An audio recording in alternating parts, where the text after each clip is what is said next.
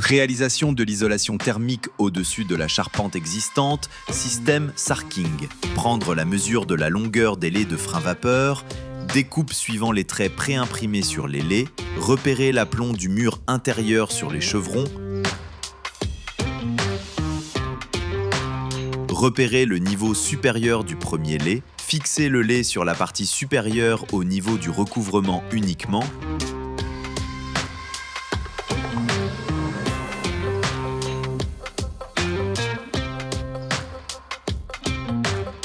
repérer les chevrons à l'aplomb du mur intérieur et procéder à la découpe suivant une forme de Y.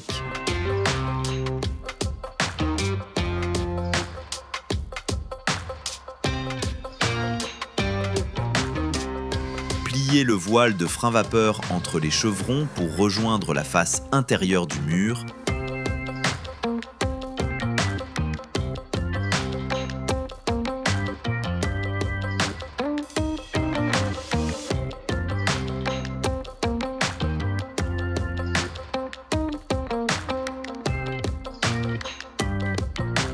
Procéder au collage du frein vapeur à l'aide d'un ruban adhésif adéquat afin d'assurer l'étanchéité à l'air de la partie intérieure du complexe du versant de toiture.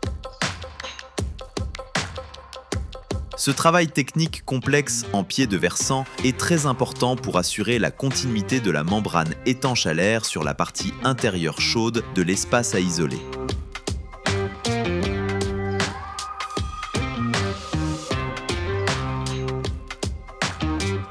Remplir l'espace vide au-dessus du mur avec des morceaux de panneaux d'isolation en mousse rigide pire, complétés en injectant de la mousse sur le pourtour si nécessaire. Une fois le pied de versant isolé, placez une pièce de bois de la même épaisseur que les panneaux d'isolation sur les chevrons en pied de versant. Vissez solidement la pièce de bois à niveau, posez la première rangée de panneaux qui viendra buter sur la pièce de bois du pied de versant. Une fois placée, ajoutez une nouvelle pièce de bois au-dessus de la rangée de panneaux. Sur ce type de charpente, on procède en 2 épaisseurs de panneaux d'isolation pour atteindre la résistance thermique souhaitée, car les chevrons ont moins de 5 cm de large, ce qui rend la fixation très difficile avec de fortes épaisseurs d'isolation. Continuez à placer le voile de frein vapeur en suivant les lignes de recouvrement préimprimées sur le lait. Le voile de frein vapeur doit être tendu. Bien coller les recouvrements de lait pour assurer l'étanchéité à l'air, bien maroufler le ruban adhésif afin qu'il n'y ait pas de plis. Procédez à la pose d'un nouveau rang de panneaux d'isolation suivi par la fixation d'une pièce de bois au-dessus de celui-ci et continuez de la même manière jusqu'en haut du versant. En pied de versant, fixez une deuxième pièce de bois de même épaisseur que les panneaux d'isolation afin de pouvoir placer une deuxième couche de panneaux d'isolation.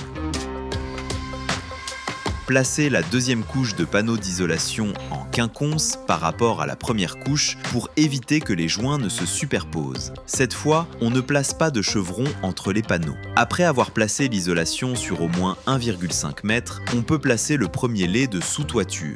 Laissez dépasser le voile de sous-toiture de 10 à 15 cm de la rive, on peut le maintenir avec un ruban adhésif double face. Veillez à assurer le raccord avec le chéneau. Attention, le voile de sous-toiture ne doit pas être en contact avec les rayons ultraviolets du soleil qui l'endommageraient à long terme. Préparez les contrelattes, découpez des longueurs qui arrivent en dessous de la ligne de recouvrement pour pouvoir placer le ruban adhésif du deuxième lait de sous-toiture.